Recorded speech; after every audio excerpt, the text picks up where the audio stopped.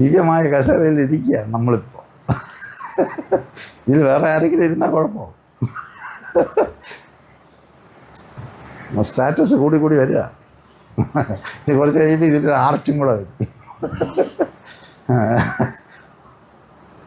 അങ്ങനെ നമ്മൾ പടിപടിയായിട്ട് spiritual Empire നമ്മൾ അടക്കി വാഴുന്ന ഒരു സ്ഥലത്തേക്ക് നമ്മൾ പതുക്കെ പതുക്കെ നീങ്ങിക്കൊണ്ട്.